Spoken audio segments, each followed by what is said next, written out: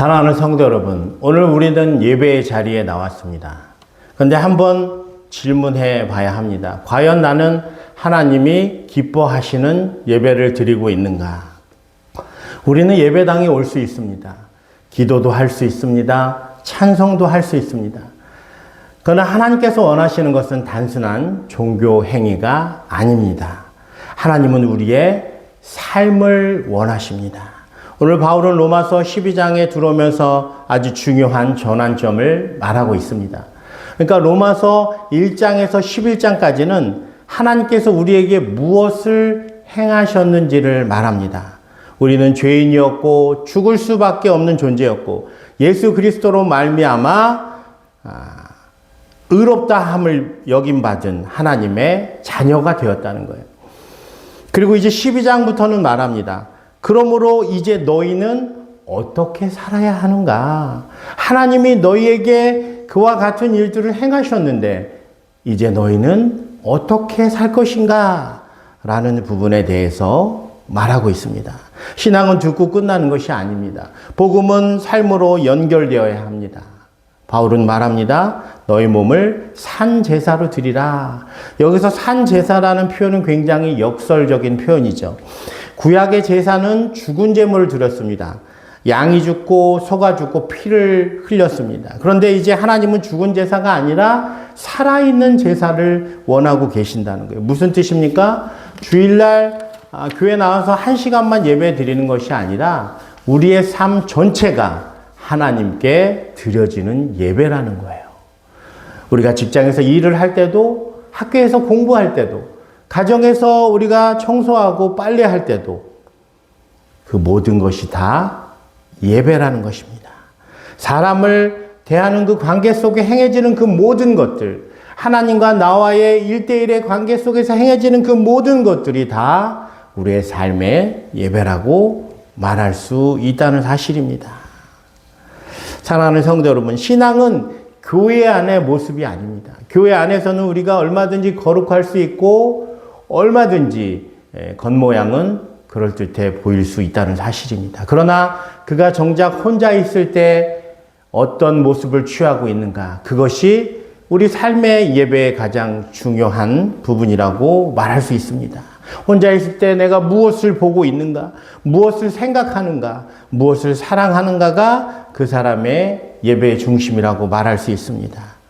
하나님은 우리의 입술보다 내 마음의 중심을 보고 계신다는 것을 알아야 할 것입니다. 바울은 이제 이어서 말합니다. 이 세대를 본받지 말아라. 세상은 끊임없이 우리를 자기 모습으로 만들려고 합니다.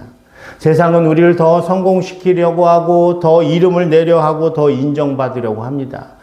왜 이 땅에 한번 태어난 인생을 그렇게 성공의 가도를 달릴 수 없게 하느냐? 더 노력하고 더 열심히 경쟁해서 내가 꼭 1등이 되라고 세상은 우리에게 부추기고 있다는 사실입니다. 그러나 복음은 반대로 말합니다. 우리는 하나님의 은혜 받은 자로서 하나님을 사랑하며 사는 것이 우리 삶의 가장 큰 행복이요 삶의 본질이라는 것을 깨달아야 한다는 것입니다. 여러분, 소요리 문답 1문에 우리 인생의 목적은 무엇이라고 말하고 있습니까? 하나님을 영원토록 기뻐하고 즐거워하는 것입니다. 하나님 자체를 위해서 우리가 사는 존재라는 거예요. 하나님의 영광을 위해서 하나님 자체가 우리의 삶의 기쁨이 되어야 되고 하나님과 우리가 교제하며 사는 것이 우리 삶의 가장 큰 은혜요 축복이요 삶의 모습이라는 것을 우리에게 말해주고 있습니다. 그러나 우리가 세상에 살고 있기 때문에 세상을 무시할 수는 없습니다. 우리가 세상의 것을 다 거부할 수 없습니다. 당연합니다. 그러나 우리가 세상 속에 살지만 세상에 섞일 필요는 없다는 것입니다. 세상에서 우리에게 요구하는 그것을 우리가 기본적인 것은 충실히 수행을 해야겠지만 우리가 세상에서 원하는 성공가도를 위해 달려갈 필요는 없다는 사실입니다. 왜요? 우리의 가장 인생의 궁극적인 목적은 하나님께 예배하는 것이요. 그 예배는 우리의 삶을 통해서 나타나는 것인데 그 삶의 예배는 하나님을 기쁘시게 하는데 주안점을 두고 있기 때문이라는 사실입니다. 그러기 위해서 우리는 어떻게 해야 합니까? 우리의 마음을 새롭게 함으로 변화를 받아야 한다는 것입니다. 하루에도 수도 없이 유혹하는 세상의 물결 속에서 그거를 이길 수 있는 힘은 오직 우리에게 있는 것이 아니라 성령의 능력으로 말미암아 우리의 마음의 변화를 받아야 된다는 사실입니다. 오늘 여기서 변화는 무엇입니까? 우리의 본질이 바뀌는 것입니다. 여러분, 우리의 본질이 바뀌지 않으면 우리의 가치관이 바뀌지 않습니다. 우리의 가치관이 바뀌지 않으면 우리는 계속 세상 유혹에 귀를 기울일 수밖에 없다는 사실입니다. 우리의 겉모습이 바뀌는 것이 아니라 우리의 내면의 본질이 바뀌어야 된다고 말할 수 있습니다. 그것은 오직 성령의 능력으로만 변화될 수 있다고 말합니다. 예수 그리스도의 십자가의 능력이 우리의 자양분이 되어서 성령의 능력으로 말미암아 하나님을 위해 살아가는 삶이 우리 인생의 최고의 가치라는 것을 날마다 깨닫고 그것을 삶 속에서 체득될 때 우리가 세상을 이기며 세상의 유혹에 넘어지지 않고 살아갈 수 있게 되는 것입니다. 그러기 위해서 오늘도 우리는 말씀을 들어야 하고 기도해야 하고 성령의 은혜를 간구해야 한다는 사실입니다. 말씀을 맺겠습니다. 오늘 우리의 마음을 채우고 있는 것은 무엇입니까? 세상의 성공입니까? 아니면 하나님을 기쁘시게 하는 우리의 삶의 예배입니까? 우리는 선택해야 합니다.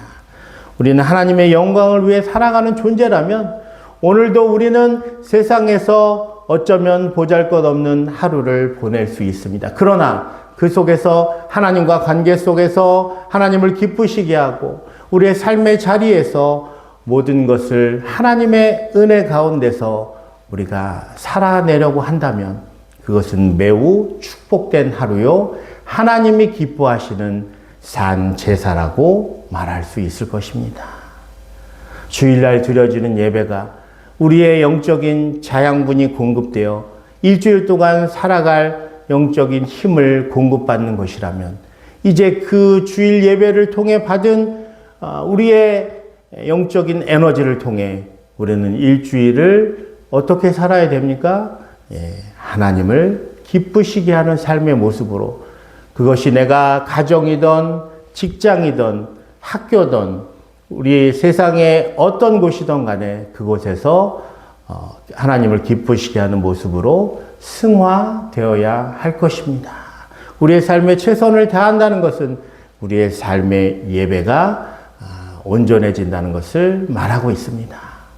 오늘도 그 축복된 하루가 우리에게 부어져서 하나님을 기쁘시게 하는 삶의 예배의 자리에 오늘도 우리가 서 있기를 주의 이름으로 축원합니다.